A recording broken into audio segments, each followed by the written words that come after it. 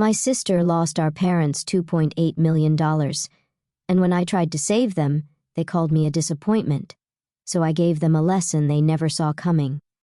The day I discovered my sister had lost our parents' entire retirement fund, I was sitting in my office overlooking the Seattle skyline. The news didn't come from my family. They'd never tell me something this important. Instead, it came from Marcus, my financial advisor, who had noticed unusual activity in my parents' investment accounts. "Sarah, your parents' retirement fund has been completely drained," Marcus said, his voice grave through the phone. "Every penny was transferred to a series of high-risk investments under your sister's management. They've lost everything." I gripped my desk, knuckles turning white. "How much?" $2.8 million gone in less than 6 months. The number hit me like a physical blow. I thought about my parents, both in their 60s, about to retire after working their whole lives, and Madison, my perfect older sister, the financial genius they trusted with everything. "Send me the details," I said, ending the call. I stared at the Seattle rain pattering against my office window, remembering how different things had been just 15 years ago. Back then, I was the family disappointment, the daughter who chose to study engineering instead of finance, who turned down a position at my father's firm to start my own tech company. "Engineering is for people who can't handle real business," Madison had said at one family dinner, earning approving laughs from our parents. "While you're playing with computers, I'll be managing million-dollar portfolios." She kept her word about the million-dollar portfolios. She just hadn't mentioned they'd be our parents' life savings. My phone buzzed. Marcus had sent the financial records. With each page I scrolled through, my heart sank further. Madison had convinced our parents to give her complete control of their retirement fund, promising returns that would double their money. Instead, she dumped everything into a cryptocurrency scheme that had collapsed spectacularly. I pulled up my own company's financials. Advanced Dynamics, the tech firm I'd built from scratch, was now worth over $300 million. I could easily help my parents if they'd let me. I dialed my mother's number, something I rarely did anymore. She answered on the 4th ring, her voice tight with forced cheerfulness. "Sarah, this is unexpected. Mom, I know about the retirement fund." Silence stretched between us, heavy with unspoken words. "That's none of your business," she finally said. "Madison is handling it." I bit back a bitter laugh. "Handling it? She lost everything. She made some unfortunate investments, but she's working on fixing it. Besides, how do you even know about this? Because, unlike Madison, I actually pay attention to financial markets." "Mom, let me help. We don't need your help," she cut me off sharply. "Madison has a plan. She's always been good with money, unlike—" She didn't finish the sentence. She didn't need to. "Unlike you hung in the air between us." "Mom, I have to go. Please don't mention this to anyone. Madison says she can recover the funds if we just give her time." The line went dead. I sat back in my chair, remembering all the times they'd chosen Madison over me. When I got accepted to MIT with a full scholarship, they skipped my acceptance ceremony to attend Madison's small banking award dinner. When I launched my company, they dismissed it as a cute little startup. Meanwhile, they bragged about Madison's every promotion, every bonus, every minor achievement. Now she had lost their entire future, and they still trusted her more than me. My office door opened, and Lisa, my executive assistant, walked in, concern etched on her face. "Everything okay?" I heard raised voices. I shook my head. "My sister lost my parents' retirement fund, all of it." Lisa winced. She'd been with me since the early days of Advanced Dynamics and knew my family history well. "Let me guess. They still think she can fix it?" "Of course they do. She's Madison. She can do no wrong." Lisa sat down across from me. "What are you going to do?" I turned to my computer, pulling up property records. My parents' house, my childhood home, was mortgage-free and worth about $1.2 million. If they sold it, they could at least have something for retirement. "They'll never sell," Lisa said, reading my thoughts. "That house is your father's pride and joy. They might not have a choice." I opened another window, accessing my parents' property tax records. They hadn't paid property taxes in 3 months. They were going to lose the house anyway. I made some quick calculations. With their depleted savings and my father's reduced income, He'd recently stepped back to part-time work in preparation for retirement. They couldn't afford the mounting tax bills. The house would go to auction within months. "I'm buying it," I said suddenly, anonymously, through one of our shell companies. "They'll never know it's me." Lisa raised an eyebrow. "And then what?" "Then I'll let them stay there, pay the taxes, maintain the property. They can live out their retirement in peace, while Madison takes the credit for saving them again." I smiled, but there was no humor in it. "Probably. But at least they'll be okay." As I started making arrangements, my phone lit up with a text from Madison. "Stay out of this, little sister. I know you've been asking questions. This is family business, and you're barely family anymore." I stared at the message, feeling that familiar ache of exclusion. Then I straightened my shoulders and began typing emails to my lawyers.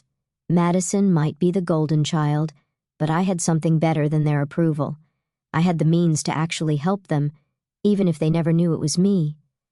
3 months passed in a blur of legal preparations and careful maneuvering through discreet channels. I tracked my parents' financial spiral. Madison kept making promises, each more grandiose than the last. I found new investors, she'd tell them. Just 2 more weeks. But the weeks turned into months, and their savings remained gone. The auction notice arrived on a rainy Tuesday morning. I didn't receive it directly, of course, but my lawyer forwarded me a copy. The Morrison family residence, all 4,200 square feet of my childhood home, would be sold to the highest bidder in exactly 1 month. I was in a board meeting when my mother finally called. "Sarah," her voice wavered, nothing like her usual confident tone. "Are you busy?" I stepped out of the conference room, signaling to my executives to continue without me. "What's wrong?" A pause, then a shaky breath. "The house. We're losing the house. Madison tried everything, but—" She broke off and I heard muffled crying. "Mom, I can help. Let me—" "No," she cut me off, steel returning to her voice. "That's not why I'm calling. Madison says she might have a solution, but we need a small loan, just $50,000, to tide us over until her new investment pays off." I closed my eyes, fighting back frustration. Even now, they were turning to Madison's schemes rather than accepting my help directly. "Mom, her investments aren't real. She's lying to you." "How dare you?" My mother's voice turned sharp. "Your sister is trying to save our home while you've done nothing but criticize. If you won't help with a loan, I don't know why I bothered calling." The line went dead. I stood in the hallway, my reflection in the window showing a woman I barely recognized. Gone was the unsure youngest daughter they dismissed. In her place stood the CEO of a major tech company, someone who'd built something real while Madison built castles in the air. That evening I met with James Chen, my most trusted lawyer, in my home office. "Everything's set," he said, spreading papers across my desk. "Horizon Ventures LLC is officially registered. No connection to you or Advanced Dynamics can be traced." Horizon Ventures was my shell company, created specifically to buy my parents' house. On paper, it was owned by a series of other shell companies leading to a dead end in the Cayman Islands. "The auction is in 4 weeks, James continued. "Given the market and the distressed nature of the sale, we expect the bidding to start around $800,000. I nodded, pulling up my own research. "There will be other bidders. That neighborhood is prime real estate now. We're prepared to go up to $2 million if necessary, though that's well above market value." "I don't care about market value," I said. "I care about making sure they have a home." The next few weeks were tense. Madison made increasingly desperate attempts to raise money, even trying to convince our parents to take out high-interest loans from dubious lenders. I blocked those attempts through careful behind-the-scenes maneuvering, knowing they'd lead to even more financial disaster. The day before the auction, I received an unexpected visitor at my office. My father stood in the reception area, looking older and more tired than I'd ever seen him. "Sarah," he said quietly, "do you have a minute?" I led him into my office, noticing how his eyes widened at the view, the expensive furniture, the clear signs of success he'd never acknowledged. "Nice place," he said, settling into a chair. "You've done well for yourself." "Julian, what do you need, Dad?" He flinched at my direct tone. "Madison says you've been interfering with her attempts to help us, blocking loans, scaring away investors. Why would you do that to your own family?" I stared at him, incredulous. "Those weren't investors, Dad. They were predatory lenders who would have taken what little you have left. Madison knows what she's doing. She's always been good with money. She lost your entire retirement fund, my voice rose despite my efforts to stay calm. Every penny you saved, gone on cryptocurrency scams and fake investment schemes. When will you see her for what she is? My father stood up, his face flushing. I don't know why we expected you to understand. You've always been jealous of your sister's financial acumen. Well, we don't need your help or your approval. Madison will figure something out. She always does. He stormed out, leaving me alone in my office. I pressed my forehead against the cool glass of the window, watching him get into his luxury car, probably the last remnant of their comfortable life, and soon to be repossessed, too. The next morning, I dressed carefully in a plain black pantsuit, nothing like my usual designer office wear. I wore minimal makeup, pulled my hair back severely, and added glasses I didn't need. The woman in the mirror looked nothing like Sarah Morrison, CEO of Advanced Dynamics. The auction was held in a small room at the county courthouse. I sat in the back, a plain manila envelope containing Horizon Ventures documentation on my lap. My parents sat in the front row, Madison beside them, whispering what looked like reassurances. She was dressed expensively as always, keeping up appearances even as everything crumbled. Next item, the auctioneer announced. Property at 1447 Maple Grove Road. Opening bid, $800,000. A few hands went up, mostly real estate developers, judging by their sharp suits and calculating expressions. The price climbed steadily. $900,000, $950,000, $1 million. Madison kept glancing around frantically. I wondered what last-minute rescue she had promised our parents. $1.2 million called a developer in the front. My mother's shoulders began to shake. My father put his arm around her, his face ashen.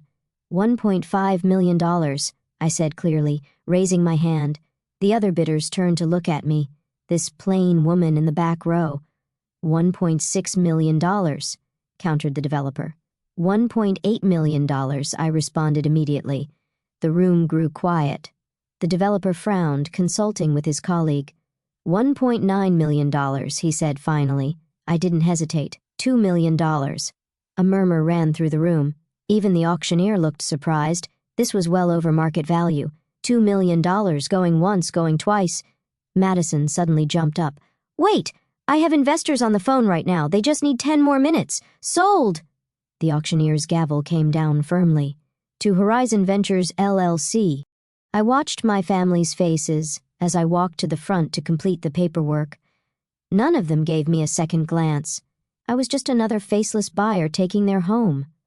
Madison was still arguing with the auctioneer, waving her phone around uselessly. As I signed the final documents, I heard my mother's quiet sobs. Soon, they would receive notice from Horizon Ventures offering them a lifetime lease at a nominal rate. They would never know their mysterious benefactor was the daughter they dismissed for so long, or so I thought. I should have known Madison wouldn't let it end there. My sister had always been relentless when her pride was at stake, and losing our parents' house had wounded that pride deeply. A week after the auction, as I sat in my office reviewing quarterly reports, Lisa rushed in without knocking. "Your sister is here," she said, breathless, "with your parents." Before she could finish, Madison burst through the door, our parents trailing behind her. In her hand, she clutched a stack of papers. "I knew it!" she snarled, throwing the papers onto my desk. "Horizon Ventures! Did you think I wouldn't figure it out?" I remained seated, keeping my expression neutral. "Hello, Madison. Mom, Dad, this is unexpected." My mother stepped forward, her eyes darting around my office. "Sarah, what is your sister talking about?" Madison laughed sharply. "Our little sister here is the mysterious buyer. She bought our family home just to humiliate us." I finally stood, straightening the papers on my desk with deliberate calm. "And how exactly did you come to that conclusion?" "I traced the ownership," Madison said triumphantly, "through all your shell companies. It took time, but I found the connection to Advanced Dynamics." I raised an eyebrow. "Did you?" Her confidence wavered slightly. The ownership trail I'd created was bulletproof. She couldn't have traced it. She was bluffing, hoping I'd reveal something. "It doesn't matter how I know," she backpedaled. "What matters is you're trying to make us homeless. Actually, I picked up the stack of papers she'd thrown. According to this lease agreement from Horizon Ventures, you're being offered a lifetime residence at $100 per month. Hardly homeless. My father stepped forward, his face red. So, you admit you bought our house? I met his gaze steadily. Would it matter if I did? You've already decided I'm the villain here. Because you are, Madison shouted. I was handling things. I had investors lined up. You had nothing, I cut her off, my voice sharp. No investors, no plans, nothing but more lies to cover up what you did. You lost their retirement fund, Madison. Every penny they saved. My mother gasped. Sarah, how dare you speak to your sister that way? She's been working tirelessly. Has she? I turned to my computer, pulling up documents on my dual monitors. Shall we look at exactly what she's been doing? With a few keystrokes, I displayed the trail of their lost retirement fund, the transfers, the failed investments, the cryptocurrency scams. Here's where she moved the first $1 million into BitConnect. I pointed to the screen. A Ponzi scheme that collapsed 2 months later. And here's another $500,000 into a fake NFT project. The rest went to various high-yield investment programs, all scams. My parents stared at the screens, their faces draining of color. That's not, Madison stammered. Not what? Not true? I pulled up more documents. Here are your emails to the scammers, your desperate messages when things started falling apart. Should I continue? The room fell silent, except for my mother's shaky breathing. Why are you doing this? Madison whispered, her carefully constructed facade cracking. Because someone has to tell the truth, I said quietly. Someone has to clean up your mess. My father found his voice. If you bought the house, why not just tell us? I laughed, but there was no humor in it. Would you have accepted my help? You spent my entire life believing Madison was the financial genius while I was just playing with computers.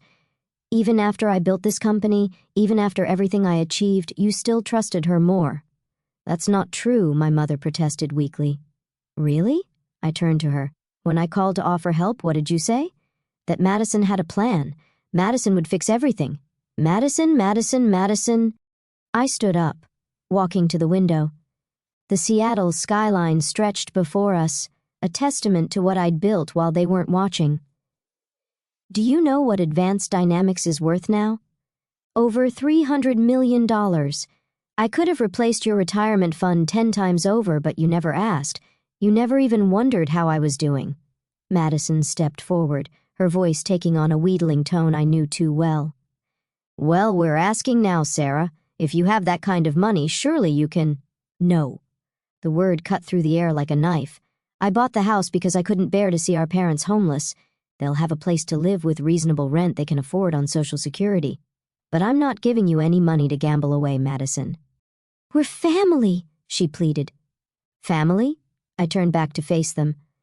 Family trusts each other. Family believes in each other. When was the last time any of you believed in me? Silence answered my question. The lease agreement is fair, I continued. The house will be maintained, taxes paid, utilities covered. But there are conditions. I pulled out a document from my desk. Madison cannot live there. She cannot manage any aspect of our parents' finances. And if she attempts any more investment schemes, the lease will be terminated immediately.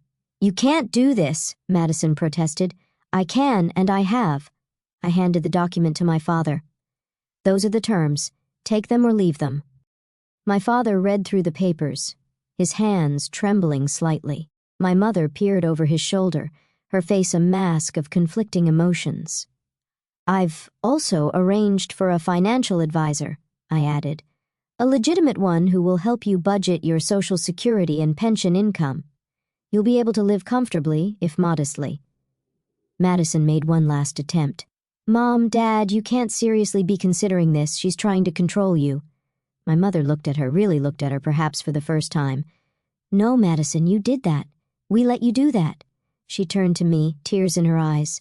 Sarah, we don't, I said softly. I don't want apologies. I just want you to be okay. My father signed the lease with a shaking hand.